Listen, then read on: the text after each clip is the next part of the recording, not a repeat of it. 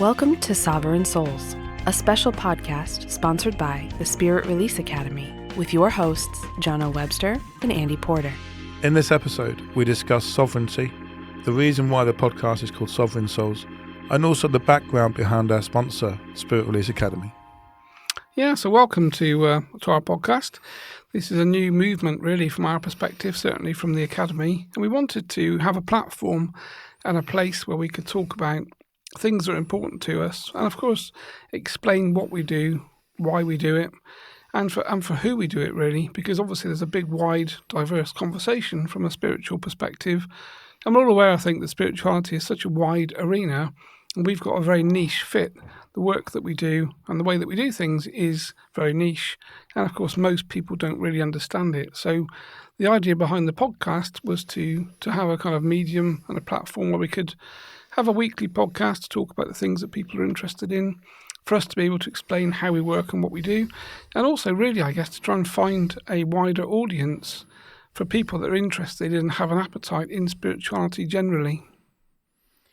And this is really to expose kind of the importance of the work, because there are so many mental health issues and anxiety issues that are coming through through all generations, really. But I think it's fair to say that a sort of younger generation of us are much more sensitive to mental health and the exposure of mental health. If we go back into generations gone past, you wouldn't hear a man talking about mental health and anxiety. It just wasn't the done thing. So, as we all know, mental health is like an epidemic going through the world now. And as far as we're concerned, we don't see all of those mental health and anxiety issues as something that is mentally deformed or an experience in life that can't be healed and cleared in a very short space of time. And this is what we do. This is what we do. This is why we have the word sovereignty.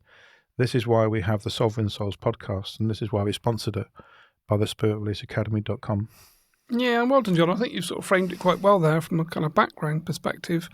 I think, again, the work that we're doing, we're working in this very niche, fringe area of spirituality, really. And again, we're mediums, so we have the ability to use telepathy. We can speak to our spirit guides. And we obviously come from a space of understanding that the spiritual and unseen world does and is affecting people on a daily basis.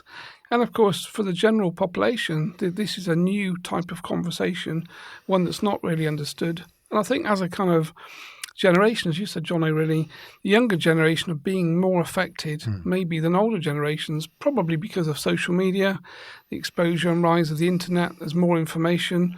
But I think that there's more opportunity to have invasive, unseen forces that are kind of changing people's mental health. Obviously, there's been a lot of growth really over years, probably the last decade, I guess, of drugs.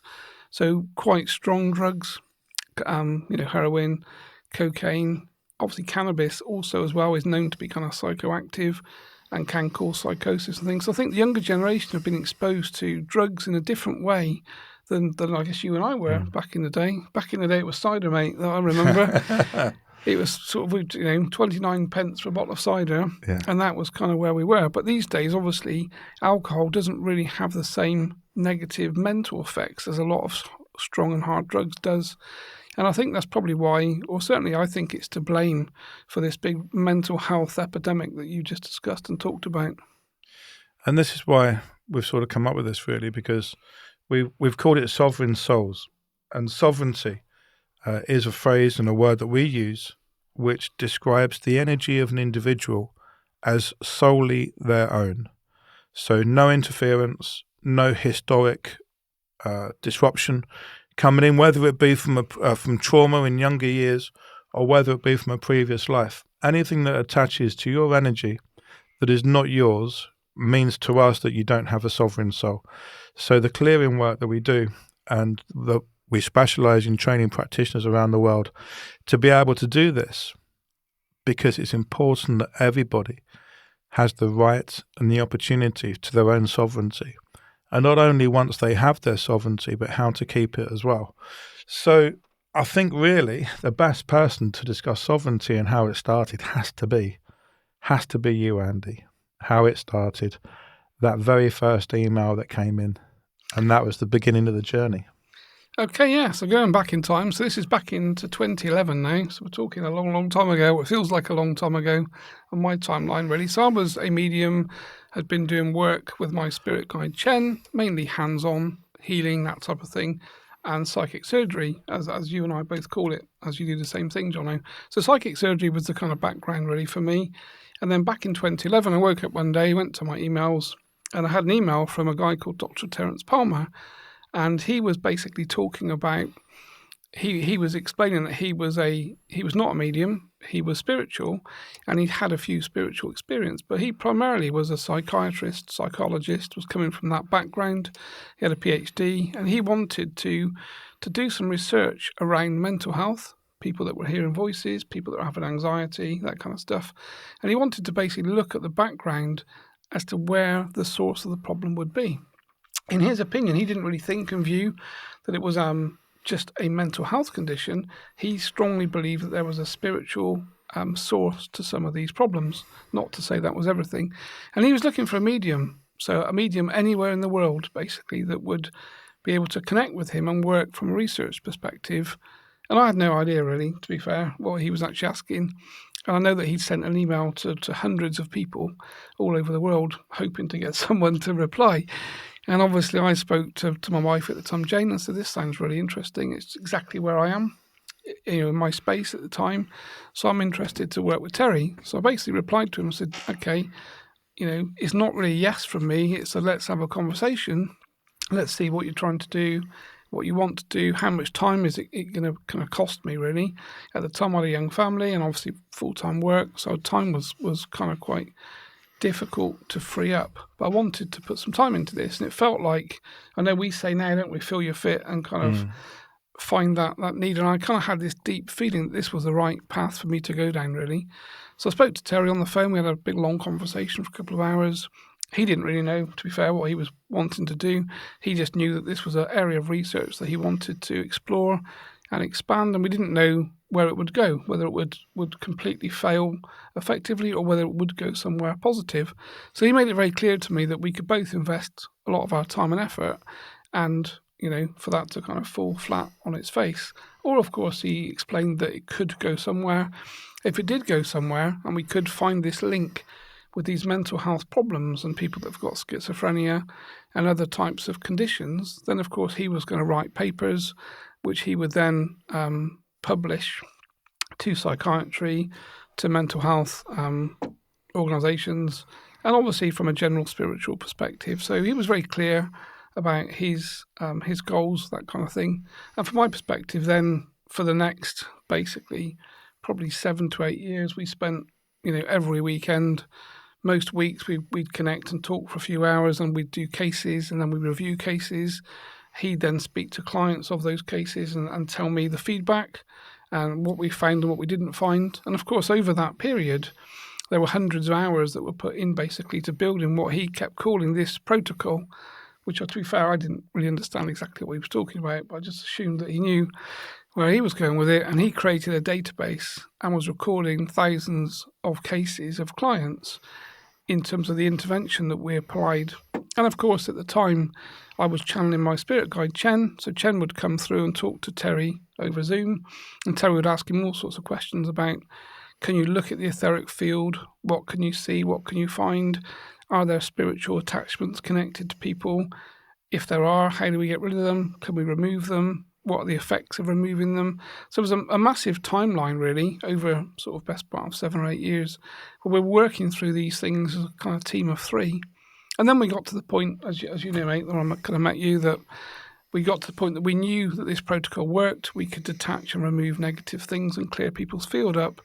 And then, of course, we wanted to teach it to other practitioners. And that was where Terry was hugely passionate. As you know, Terry didn't really take no for an answer. And he wanted to find all of the mediums that were capable of doing this type of work across the world. So it was a big ask, really. And to train them with this protocol that we'd kind of worked on and developed, and start to help people that were suffering in this mental health arena. And that was obviously the time that we kind of engaged and met each other. It was. And that was a kind of a pivotal moment for me personally, in my personal world, but especially really in my spiritual development. Like you, Andy, I'd been working since the same time as you. When we both lead parallel lives. Whatever Andy has done, I've done.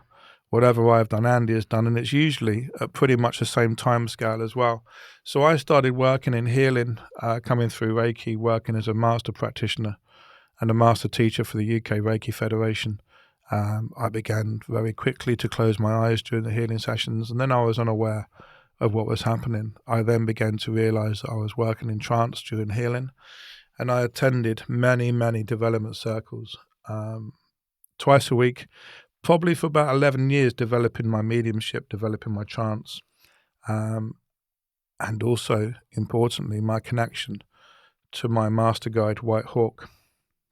So there I was, doing my doing my healing work, doing my psychic surgery, and part of that work is I would remove attachments, kind of what we would consider now to be the old way, hands-on, the client on the table, and you're speaking directly to the attachment. You call that direct communication.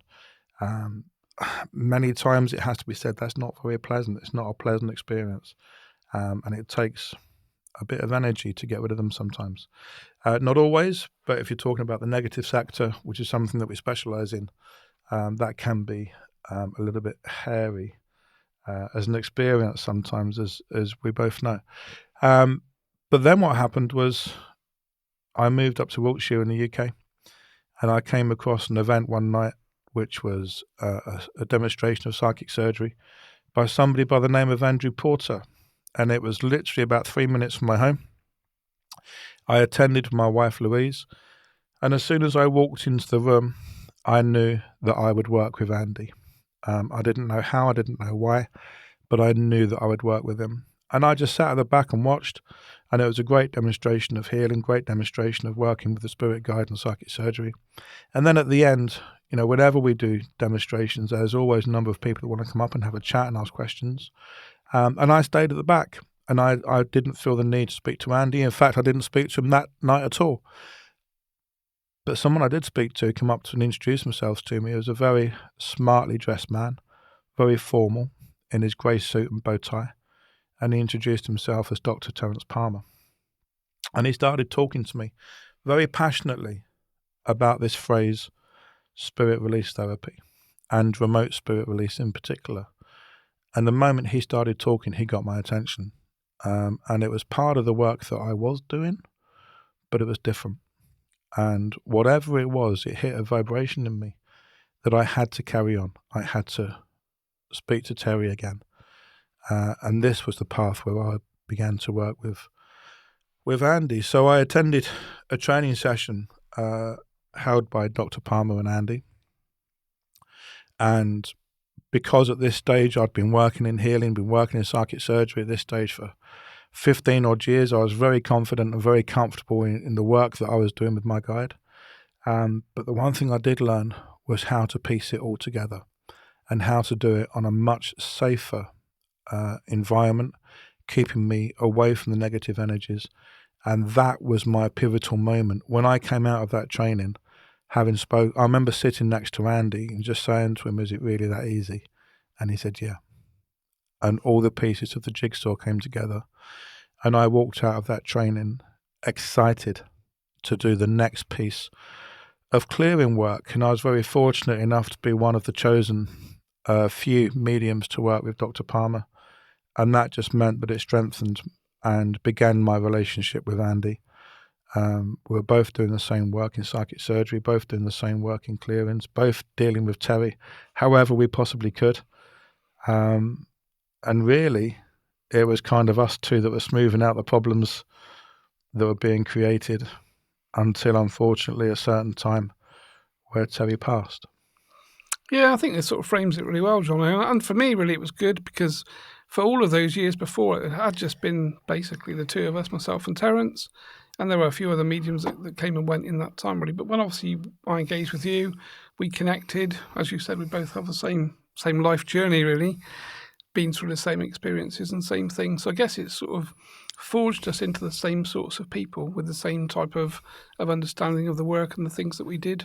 And then we had a bigger team. So then it was myself, yourself, Terry. There were a few other people again that were kind of involved in that from a mediumistic perspective. But we started to define the work. And that was the pivotal point for Terry, really, was the fact that we had this bigger team of people, not just myself as a medium, that could now do more cases, and therefore he could then document the effects of the work and the interventions that we did, and document the healing that people would have. And he would obviously speak to clients. And as you know, mate, from our perspective, the way that we worked with Terry, all he would give you was a case number. So the only information the medium would be given was it's case number 1, 2, 3, and that was the end of the conversation. You didn't know if it was a man, a woman, a child. You had no idea of ethnicity, culture, country. You had no idea of the actual symptoms they were presenting with. It was a cold scan at that time, really, of the person's field to see what we could pick up and find. And then obviously we would ask, or we were working with the spirit guides to basically remove what we found. And then Terry would speak to that person maybe a day or two, a week later, to get some feedback on the actual results as to did the healing actually work? How did they feel? Did they notice anything? And he was, as you know, kind of quite precise at how he documented that from a kind of scientific perspective, because of course Terry's coming from the world of academia, really, with his PhD. So he put a lot of time and effort into the actual documentation of how it worked, and we knew by this point that the protocol was working. We knew how to do it. The hard part was trying to train people, and training people, really, we now have a different version of that that's much easier. But going back in time, trying to train mediums to do this work was actually quite difficult. And that's really where we got the step change now, because there's been a lot of work and effort gone into creating the Spirit Release Academy, who sponsor the Sovereign Souls podcast, which effectively is us, myself and you, Andy.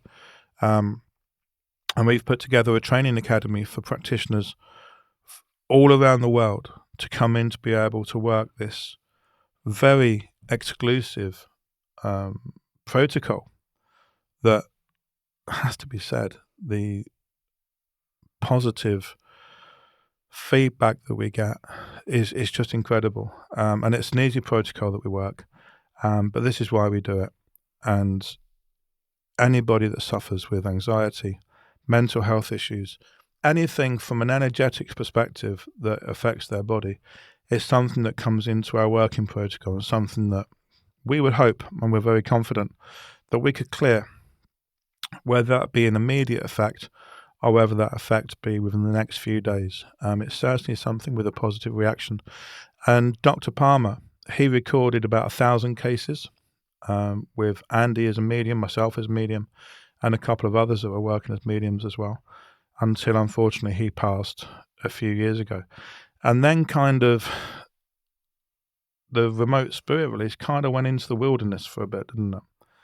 It was, you were doing your thing, I was doing my thing. We'd meet up for usually a pint and a chat and a bit of a laugh. But there was this constant flow of requests for training. And it was something that we didn't do. We were both kind of comfortable, I guess, in our own sort of pigeonholes, doing what we were doing. Until I found myself in intensive care. I was in hospital, and I was coming to realise that the 3D world, the job that I did, was no longer for me. I couldn't do it anymore. It was taking too much of my body, too much of my energy. And then my guide came in, White Hawk, and he said, it's now time to teach what we know. So I was like, okay, had a little chat with him whilst in intensive care. And from that, I didn't say anything really. We just sort of left it at that. Kept in touch with Andy, kept meeting him every now and again, working on my own healing, my own recovery. And then one day, I thought it was about time that we got this going.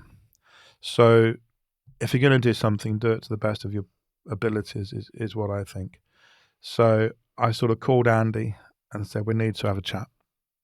We've got people that want to learn. It is an exclusive piece of work.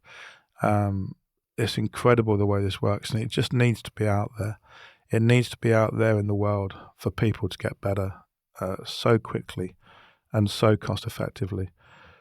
And we needed a platform to do this. So that's where I then bought the domain name, Spirit Release Academy. And when speaking to Andy, there was always an interest there. But the moment I said Spirit Release Academy, that's where his eyes lit up. And that was when we were both hooked. And we both knew that this is something that's going to come through to fruition. Yeah, I think it's fair to say. I mean, obviously, from Terry's passing, really, there had been these couple of years that had passed, and we were both doing our own things, both doing our own work. And I think from my perspective, one of the things, there was a number of things really that I wasn't particularly happy with. So the way that we trained people before with Terry, it was a very quick method. Again, as you know, you came on the training, mate. It was a weekend of pretty intense training, 2 days, so 6-7 hours, so 14 hours of intense training. But at the end of it, people were kind of given their certificate and kind of let go into the wild. And I certainly have had over the years, a lot of negative experiences with negative entities and psychic attacks and that kind of thing. And for me, it didn't really feel right that we would train people and kind of give them the keys and then just push them off into the distance and say, good luck. Because I kind of knew that good luck wasn't really going to work. And I think that was the part of the conversation. No. That I had with you was, if we're going to do this and we're going to set up a new academy and we're going to train people, the training has to be different because there's quite a few things missing, really, I think. And we talked about that, as you say, over a beer, probably at length, around how we could do the training differently, what we would need to do. I think when we look back now, we're almost 3 years down the line. And I think if we both knew what was coming, whether we would have continued is kind of up for grabs, really. But I think what we realised was there needed to be a theory part. So we needed to have a theory course that people could be taken through our view of the spiritual landscape, just from a kind of terminology perspective, so that we're all talking about the same thing. And then, of course, they actually understand the background. So there's a whole big background piece of work for people to understand and to do before we get into the practical aspects of us actually teaching the protocol, the routine, the methods that we use. And then, of course, we both wanted to have, I think I said to you at the time, if we're going to do this, as you just said, Jonno, really, let's do it in the best way that we can, and let's have the best academy in the world. So the appetite was not just to do something and it would be good enough. We wanted to create a organisation that then became the best organisation in the world teaching spirit release therapy in the safest way.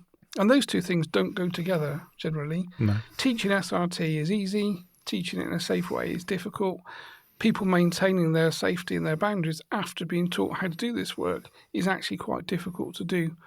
And that was kind of my understanding of watching what happened. So as Terry and myself trained people like yourself, mate, we saw so many people have problems. Terry would be messaging me over the weekend, late into the evening. One of the practitioners is having negative thoughts, intrusive thoughts. They're being attacked psychically, spiritually. What can we do? Can you help? And it kind of became another job, really, trying to maintain the sovereignty and the protection levels for the practitioners. And I think I said to you, if we're going to do this, it has to be done in the right way, which is going to be slow for us to build and to do. But we need to provide a platform that the practitioners that are working with us and are trained stay with us from there on in. And again, that was quite a big ask, I think, on the agenda.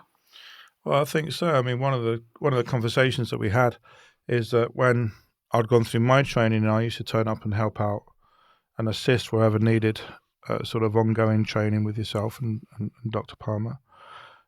We kind of worked out that there was about 100 students that went through the process with yourself and Dr. P.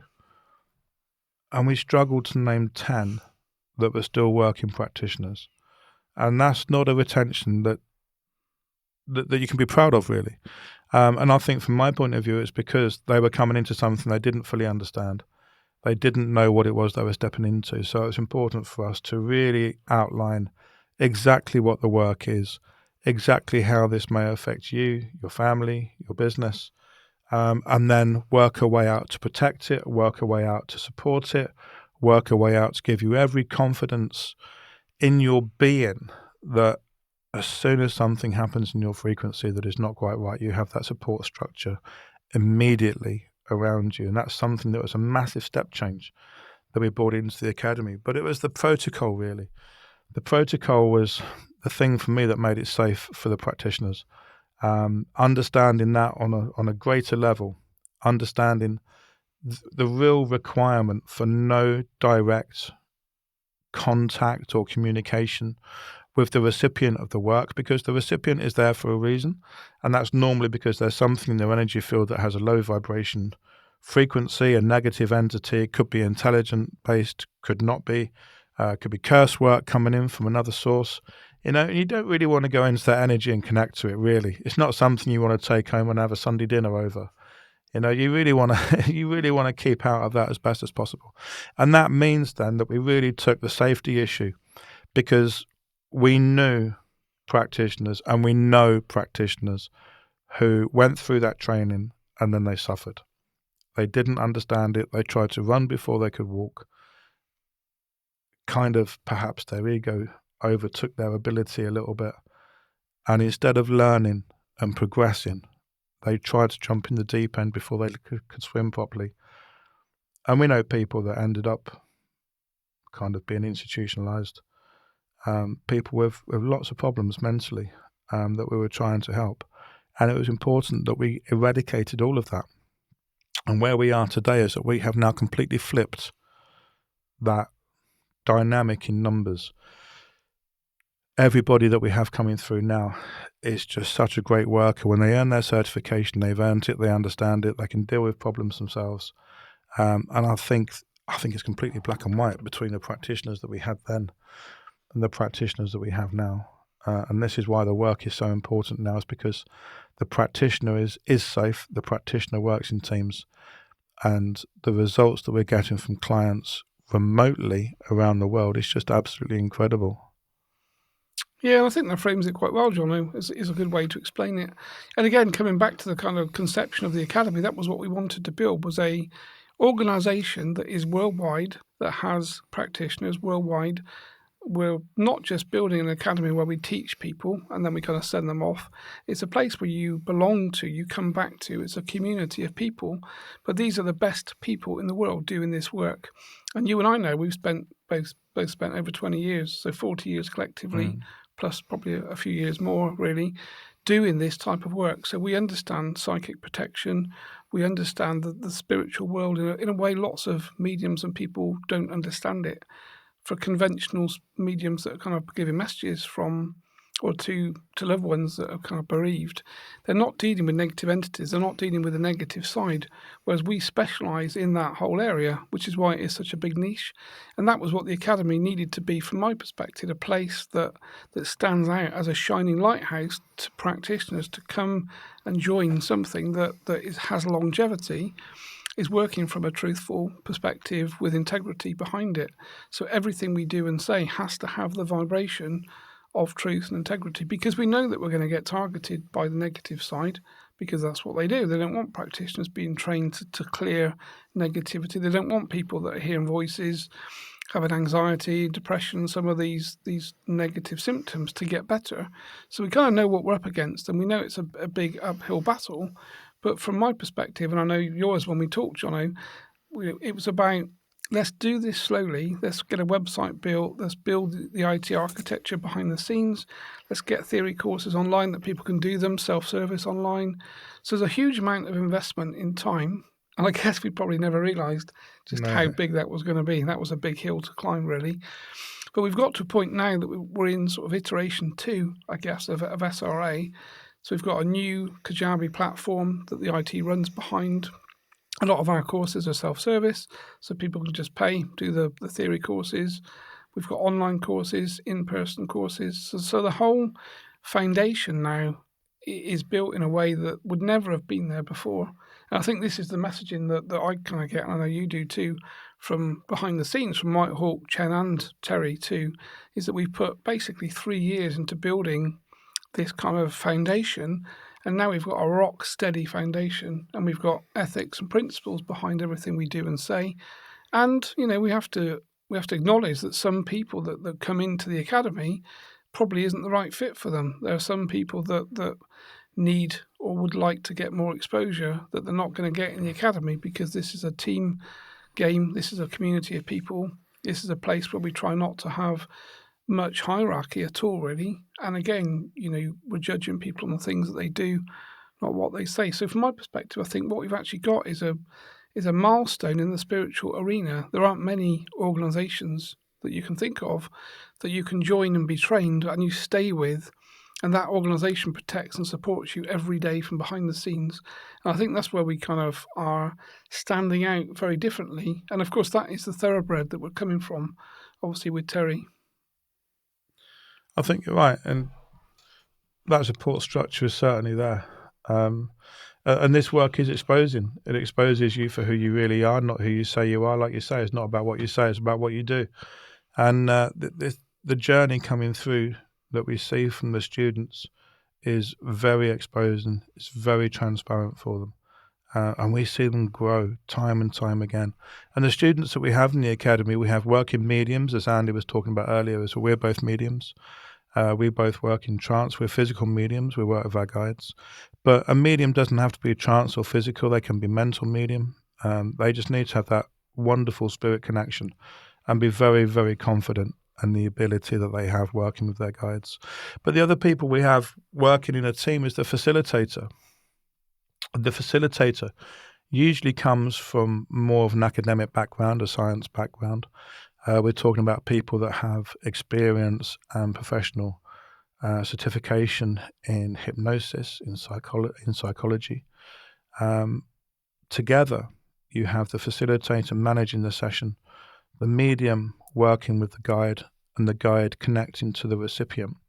So in the modern technology world, it's very easy for us to create a meeting as a medium with a facilitator anywhere in the world. Providing we can talk to each other, providing we can communicate, that's all we need. Once we have that connection, the spirit guide then connects to the recipient, and then we have the connection to the client, the recipient, and we were able to do the work. So I guess the important people that we haven't spoken about yet and introduced is the celestial team. So we do have Dr. Palmer, as Andy was talking about earlier. He was an absolute force and a beast of a man in this field. He believed in it totally, and woe betide anybody that got in his way. He is a very, very big loss, unfortunately. But he is with us spiritually. He is working with the Spirit Release Academy spiritually. We have a wonderful location for an office, which is in Southernwood Castle in Wiltshire in the UK. So we're very, very lucky to have a castle as our office. And having our resident Dr. P sitting in the corner, making himself known to us every now and again. But also, it's important to acknowledge the guides, really. So Andy, I think, again, you have to take the lead in this. This is you and Chen that stepped forward with this first. Yeah, I think, as you say, the spirit guides are what makes this work. So I think we're both aware that we are the kind of mechanism to do the work, but working with the spiritual team is the key, and it's critical to the success, really, of the work that we do, and of course the academy too. So I met my guide Chen, again, probably 15, 16 years ago now, after a Reiki session.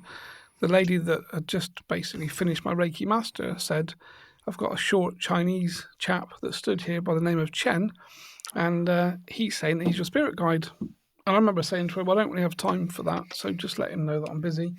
And, thanks for popping in," basically.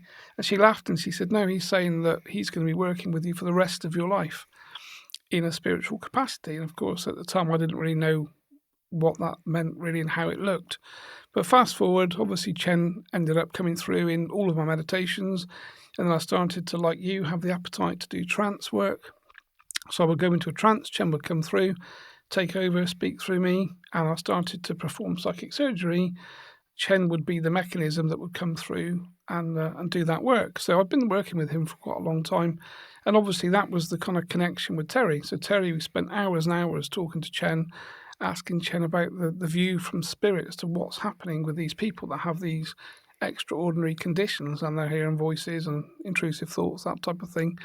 And Chen was learning too, so he was having to go off and find out information and come back. And he would say, this is what we can see from a spiritual perspective. And he started to understand and look through all of the different vibratory frequencies where problems and things would be. So as you talked about, Jonno, curse work, attachments, negative entities, discarnate spirits, that type of thing. So the whole raft of different frequencies we need to review. And each one of those frequencies will have some sort of negative disruption or interference that's causing people different types of problems. So Chen kind of came out really as the shining star from that perspective, and obviously Terry had a very deep and respectful relationship and connection with him. And of course that is where we are now. Obviously we've got Terry sat in the corner of the room keeping an eye on us, talking to us most of the time. Ruth is obviously in the office too. Again, another medium able to talk to Terry. So we've got a lot of direction from Spirit. And Chen on a weekly basis is giving me tasks to do, agenda items, steering this ship, along with obviously your guide Whitehawk. So maybe you can start to give us some sort of understanding of where you are with Whitehawk too. Yeah, exactly. Whitehawk, he's my master guide. He came to me while sitting in a physical circle one day, and I've never felt an energy like it. I don't see him as being particularly tall or particularly big in structure, but his energy is absolutely huge. He's the one that really started to develop my trance mediumship and my healing abilities. I say my healing abilities. We know that means the guides more than me. I just facilitate and give them a platform to work through as a medium. But Whitehawk, he was then changing the healing from Reiki into what I would call trance healing, energy healing, and then into psychic surgery. In that, he would then sort of speak through me. He would talk, he would conduct the healing, and he would also bring in two surgeons. Whitehawk is not a surgeon. He's more of a shamanic guide and energy preparation for the healing sessions, and then he brings in two psychic surgeons to do the actual kind of laser work and the actual psychic surgery. But certainly he is the one who is my main control that you would describe him as a guide. I speak to him daily. He inspires me daily. He teaches me daily. And it's him that I think has the credit for starting the academy. And we know, and we've known for a long time, that both he and Chen communicate on the spiritual planes, probably talking more about us than we care to think, and training us perhaps in ways of which we don't really fully understand. But all of a sudden, the fruition of the Spirit Release Academy started to build. And of course, when it's done with spiritual agreement and the stars align, there's only one way this is going to go. And very, very quickly, we got to the stage where we were writing out the ethics and the professionalism that we wanted to reach in the academy. And we stand here now with facilitators and mediums from literally all four corners of the world in just... Andy and I have been working this for approaching 3 years now, and we've been sort of trading and teaching for about 1.5 years. And we have in excess of 70 practitioners, and they are doing incredible work. And the way that I see it, I think that many people have heard the story about the starfish on the beach. Walking down the beach and seeing thousands of starfish all stranded. And the story is that one man was putting one starfish back at a time.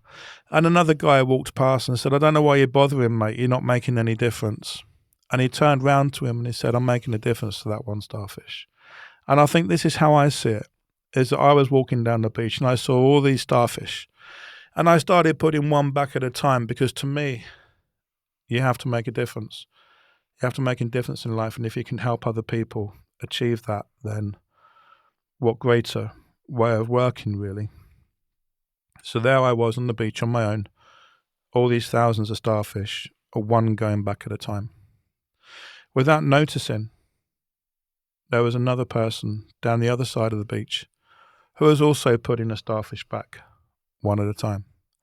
And when I saw that he was there, I introduced myself as Jonno, he introduced himself as Andy, and together we formed a partnership. And now, instead of one starfish going back at a time, we had two. That was the birth of the Academy. With the birth of the Academy, we then started hooking up with Natasha and Tara, who live in America, and they are a fantastic source of information about remote spirit release. They also worked with Dr. Palmer, and they work with us very, very closely in the Academy. But they were also on the beach, working together, putting back a starfish each. And I realised that instead of one starfish going back at a time, there was now 4. The difference was starting to be made. And where we are today of over 70 practitioners is that we now have over 70 starfish being put back at any one time. And to me, this is where we see the difference. People that suffer with mental health don't necessarily need to go through the medical path and have medication. There is many different interferences from the spiritual world and energetically that can be cleared without the need for tablets, without the need for side effects, without the need for huge cost. It can be done. It is done. It's proven that it can work. And this is what we do as practitioners. Anybody that feels that perhaps they don't have their own energy, their own sovereignty, as we would say, anybody that feels slightly off, anybody also that feels like they have a bit of attachment, a discarnate spirit attached to them, or it could be that they're hearing voices. This is something that's very, very big in our world. People that hear voices, people that don't understand where these voices come from.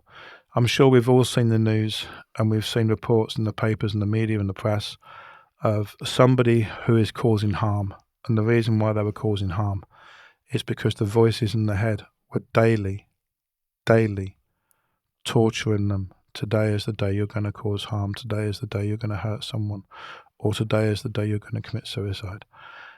And what we found is that those voices can be cleared, usually in one session, usually with immediate effect. Sometimes the effect does take a few days.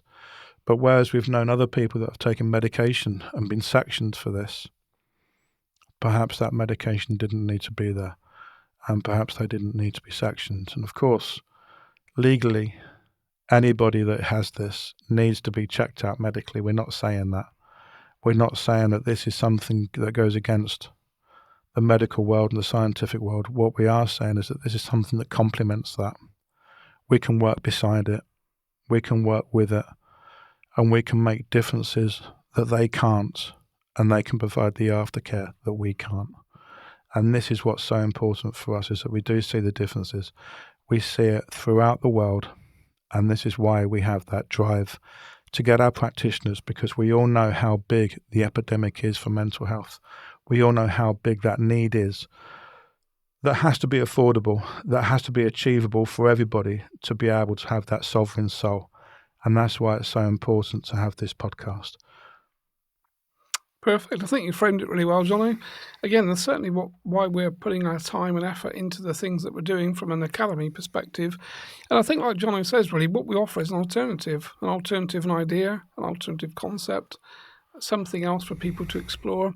And what we're looking to do, we're looking to start to work with the medical profession. We're starting to look to work with psychiatry and other people, army veterans, people that have PTSD. There's a whole range of complex problems that we know we can help to resolve from a spiritual perspective.